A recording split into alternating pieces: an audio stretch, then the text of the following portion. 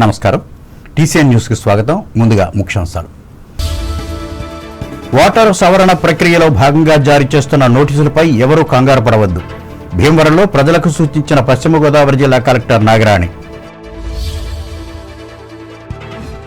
తణుకు నియోజకవర్గంలో 2 ఏళ్లలో ముఖ్యమంత్రి సహాయ నిధి నుంచి 1,320 మందికి మంజూరైన 9,89,00,000 రూపాయలు వెల్లడించిన ఎమ్మెల్యే ఆర్మిల్లి.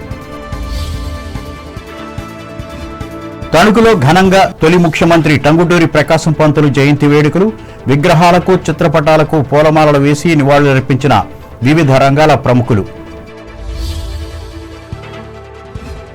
ప్రవక్తల బోధనలతో ముందడుగు వేయాలి, మత విశ్వాసులకు ఉద్బోధించిన ముస్లిం మత ప్రచారకులు కరీం ముజాహిద్. పెంటపాడు ఊరచెరువు గట్టుపై శ్రమదానం చేసిన బీజేపీ కార్యకర్తలు, ఆధ్వర్యం వహించిన పార్టీ నేత కొత్తపల్లి. అయినవిల్లి విఘ్నేశ్వర స్వామిని దర్శించి పూజలు చేసిన అంబేద్కర్ కోనసీమ జిల్లా జాయింట్ కలెక్టర్ నదియాదేవి, ఆలయ విశిష్టతను వివరించిన అధికారులు. అంబాజీపేట మండలం పసుపల్లి గ్రామంలో వైఎస్ఆర్ కాంగ్రెస్ పార్టీ నిర్వహించిన మన గ్రామం మన బలం కార్యక్రమం పాల్గొన్న మండల స్థాయి నాయకులు, కార్యకర్తలు. వాడపల్లి వెంకటేశ్వర స్వామి ఆలయంలో భక్తి శ్రద్ధలతో నిర్వహించిన పవిత్రోత్సవాలు, పట్టు వస్త్రాలను స్వామివారికి సమర్పించిన ఆలయ చైర్మన్ ముదునూరి దంపతులు. రాష్ట్ర ప్రభుత్వ ఉద్యోగుల సమస్యలను పరిష్కరించకపోతే ఆందోళన తప్పదు. ఏలూరులో ప్రకటించిన రెవెన్యూ సర్వీసెస్ అసోసియేషన్ జిల్లా అధ్యక్షుడు రమేష్ కుమార్. ఓటరు జాబితాల ప్రత్యేక సమగ్ర సవరణ ప్రక్రియలో భాగంగా జారీ చేస్తున్న నోటీసులపై ఎవరూ కంగారు పడవలసిన అవసరం లేదని పశ్చిమ గోదావరి జిల్లా కలెక్టర్ చదలవాడ నాగరాణి భీమవరంలో ఆదివారం మీడియాతో మాట్లాడుతూ తెలిపారు. నోటీసు రావడం అంటే ఓటు తొలగించినట్లు కాదని స్పష్టం చేశారు. వీటిని అందుకున్న వారు నిర్ణీత గడువులోగా తమ వద్ద ఉన్న ఆధారాలు, సంబంధిత పత్రాలను సమర్పించి తమ అభ్యంతరాలను తెలియజేయవచ్చని సూచించారు. ప్రతి నోటీసుకు సంబంధించిన వివరాలను పూర్తి స్థాయిలో పరిశీలించి క్షేత్రస్థాయిలో విచారించి అర్హత ఉన్న ప్రతి ఓటరు జాబితాలో ఉండేలా చర్యలు తీసుకుంటామని వివరించారు. కూటమి ప్రభుత్వం అధికారంలోకి వచ్చిన తర్వాత ప్రజారోగ్యానికి అత్యంత ప్రాధాన్యత ఇస్తోందని తణుకు ఎమ్మెల్యే ఆర్మిల్లి రాధాకృష్ణ ఆదివారం విడుదల చేసిన ఒక ప్రకటనలో తెలిపారు. పేద మధ్యతరగతి కుటుంబాలు ఖరీదైన వైద్యం చేయించుకుని ఆర్థికంగా ఇబ్బందులు పడకూడదనే ఉద్దేశంతో ముఖ్యమంత్రి సహాయ నిధి ద్వారా పెద్ద ఎత్తున ఆర్థిక సహాయం అందిస్తున్నట్లు వివరించారు. ఇందులో భాగంగా తణుకు నియోజకవర్గానికి సంబంధించి ఇప్పటి వరకు 1,320 మంది లబ్ధిదారులకు 9,89,00,000 రూపాయలను మంజూరు చేసినట్లు చెప్పారు. అనారోగ్యంతో ఆసుపత్రుల్లో చికిత్స పొందుతున్న పేద కుటుంబాలకు వైద్య ఖర్చులు భారంగా మారడంతో ఈ సహాయ నిధి ద్వారా ప్రభుత్వం తోడ్పాటును అందిస్తున్నట్లు ఎమ్మెల్యే తెలిపారు. ఆంధ్ర రాష్ట్ర తొలి ముఖ్యమంత్రి టంగుటూరి ప్రకాశం పంతులు జయంతిని తణుకులో ఆదివారం ఘనంగా నిర్వహించారు. ఇందులో భాగంగా ఆయన విగ్రహానికి చిత్రపటాలకు పూలమాలలు వేసి నివాళులర్పించారు. ఈ సందర్భంగా టీసీఎన్ ప్రత్యేక కథనం అందిస్తోంది. 1872 ఆగస్టు 23వ తేదీన ఒంగోలు సమీపంలోని వినోదరాయుడుపాలెం గ్రామంలో జన్మించిన ప్రకాశంకు బాల్యంలోనే దేశభక్తి, జాతీయ భావాలు మెండుగా ఉండడంతో గాంధీజీ పిలుపు మేరకు స్వాతంత్ర పోరాటంలో చురుకుగా పాల్గొన్నారు. ఈ మేరకు హోం రూల్, సహాయ నిరాకరణ, ఉప్పు సత్యాగ్రహం, క్విట్ ఇండియా ఉద్యమాలలో త్రికరణ శుద్ధిగా పాల్గొని అరెస్ట్ అయ్యారు. సైమన్ గో బ్యాక్ ఆందోళనలో బ్రిటిష్ తుపాకులకు ఎదురు నిలబడి కాల్చండిరా దమ్ముంటే అని గుండి చూపించిన సాహసి. ఆనాటి నుంచి ప్రకాశం పంతులు ఆంధ్రకేసరిగా ప్రసిద్ధి చెందారు. బ్రిటిష్ ప్రమాదమెక్కడో అక్కడ ప్రకాశం అన్న రీతిలో ఆయన జీవితం కొనసాగిందనడంలో అతిశయోక్తి కాదు. తెలుగుదేశం ప్రకాశం 1937లో ఉమ్మడి మద్రాసు రాష్ట్ర రాజాజీ మంత్రివర్గంలో రెవెన్యూ మంత్రిగా జమీందారీ వ్యవస్థను రద్దు చేసి సంస్కరణలకు శ్రీకారం చుట్టి చరిత్రకెక్కారు.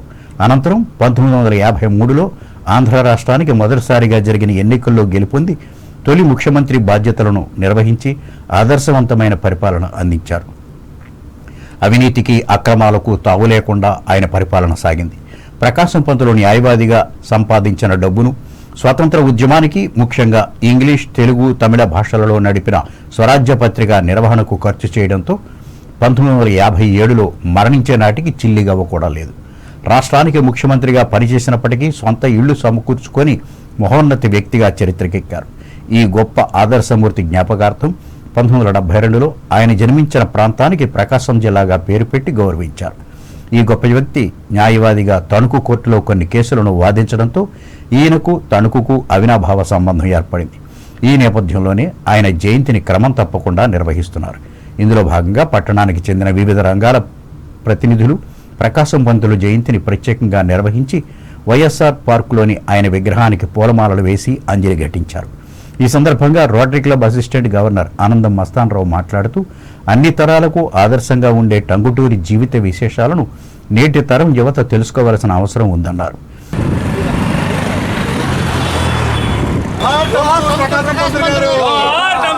ప్రకాశం పంతులు గారు, జోహార్ టంగుటూరు ప్రకాశం పంతులు గారు, ప్రకాశం పంతులు గారికి, ఆంధ్రకేసరి టంగుటూరు ప్రకాశం పంతులు గారికి, జోహార్ జోహార్ ప్రకాశం పంతులు గారు, జోహార్ ఆంధ్రకేసరి టంగుటూరు ప్రకాశం పంతులు గారు, జోహార్ ఆంధ్రకేసరి టంగుటూరు ప్రకాశం పంతులు గారు, జోహార్ జోహార్ ఆంధ్ర కేసరి టంగుటూరు ప్రకాశం పంతులు గారి 154వ జన్మదినం పురస్కరించుకుని మనం ఆయనకి నివాళులు అర్పించడం జరిగింది. ఆయన ఇంగ్లాండ్ లో చదువుకుని మద్రాసులో ఆయన న్యాయవాదిగా ప్రారంభించడం ప్రాక్టీస్ జరిగింది. అనేక కోట్లు లక్షలాది రూపాయలు గడించినప్పటికీ ఆయనకి సంతృప్తి లేక గాంధీ గారి క్విట్ ఇండియా ఉద్యమం చూసి మనకి స్వాతంత్రం రావాలని స్వాతంత్ర సమరయోధుడిగా మద్రాసులో జరిగిన 1928లో సైమన్ కమిషన్ వ్యతిరేక నిరసనల్లో బ్రిటిష్ వాళ్ళకి ఆయన ఎదురుగా నిలబడి వాళ్ళు కాల్స్తామంటే నన్ను కాల్చండి అని చెప్పి నా గుండెల మీద కాల్చండి అని చెప్పడం జరిగింది.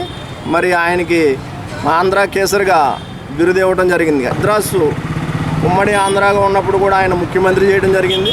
కర్నూలు అప్పట్లో మనకి కర్నూలు రాజధానిగా ఉండేది, అప్పుడు ముఖ్యమంత్రి చేయడం జరిగింది. అటువంటి వ్యక్తికి గతంలో గుంటూరు జిల్లాగా ఉండేది ఒంగోలు, అటువంటి ఒంగోలుకి ఆయన పేరుతో కల్పించి ప్రకాశం డిస్టిక్గా మారడం జరిగింది. ఇప్పుడు కళాశాలలో పాఠశాలలో కూడా విద్యార్థులకు ఉపాధ్యాయులు ఆయన స్ఫూర్తిగా తీసుకుని మరి ఆయన గురించి చెప్పాలని చెప్పి ఈ సందర్భంగా తెలియజేస్తారు. ఈ కార్యక్రమంలో కోట రామప్రసాద్, కోడూరి ఆంజనేయులు, చీకటి శ్రీనివాసరావు, కొండే నాగేశ్వరరావు, కౌరు వెంకటేశ్వర్లు, బోడపాటి ప్రసాద్, మజ్జి అప్పారావు, అనుకుల రమేష్, తమరాపు సత్యనారాయణలు పాల్గొన్నారు.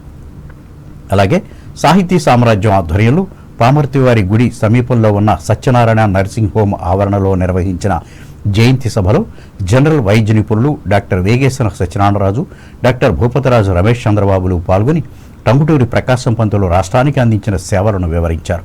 అనంతరం వీరిద్దరిని సంస్థ అధ్యక్షులు తాడినాడ భాస్కర్రావు సన్మానించారు. ఈ కార్యక్రమంలో సామ్రాజ్యం సభ్యులు ముక్కామల మోహనరావు, ఉంగండ నాగకుమారి, ఉంగండ చరణ్ శ్రీరాములతో పాటు హాస్పిటల్ సిబ్బంది పాల్గొన్నారు.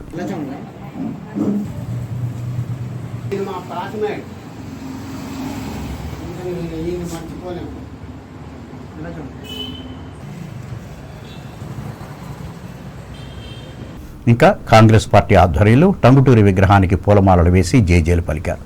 ఈ కార్యక్రమంలో పార్టీ నాయకులు సవిరిగాని బోసు, గుర్రం సూర్య గణపతి, శీలబోయిన అశోక్, మేడిశెట్టి దుర్గలు పాల్గొన్నారు.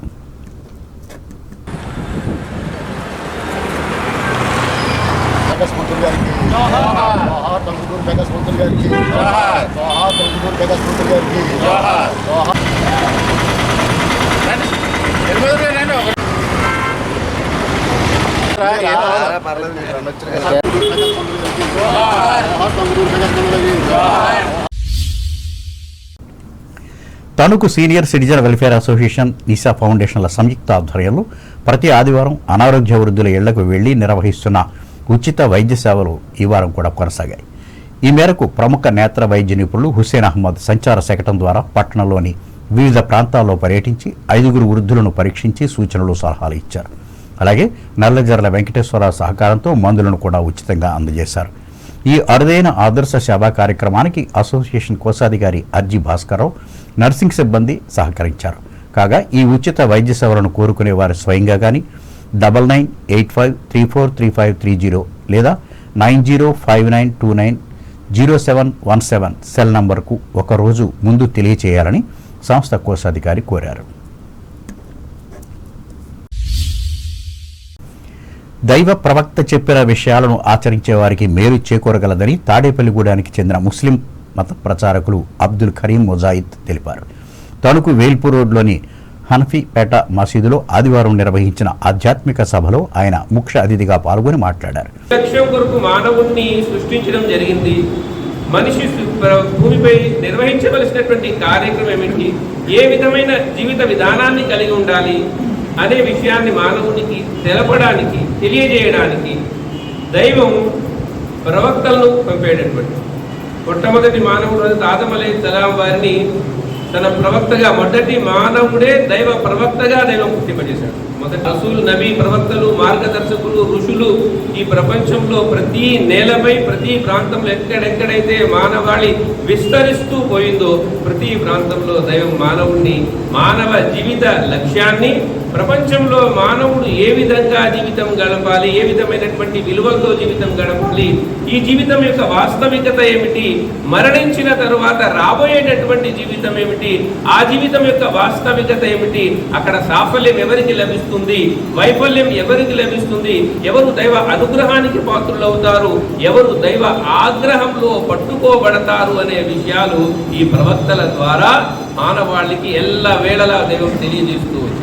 ఈ కార్యక్రమంలో జమాతే ఇస్లాం సభ్యులు ఎండి కమాలుద్దీన్, అబ్దుల్ వహాబ్, అబ్దుల్ రెహమాన్, మహమ్మద్ అలీక్లీ, మహమ్మద్ స్వాలిహా, ఎండి నజీముద్దీన్, బీసీ సంక్షేమ సంఘం జాతీయ అధ్యక్షులు గూడూరి వెంకటేశ్వరరావు, జక్కంశెట్టి శ్యామ్ సుందరులు పాల్గొన్నారు. ఇప్పుడు వాణిజ్య ప్రకటనలు.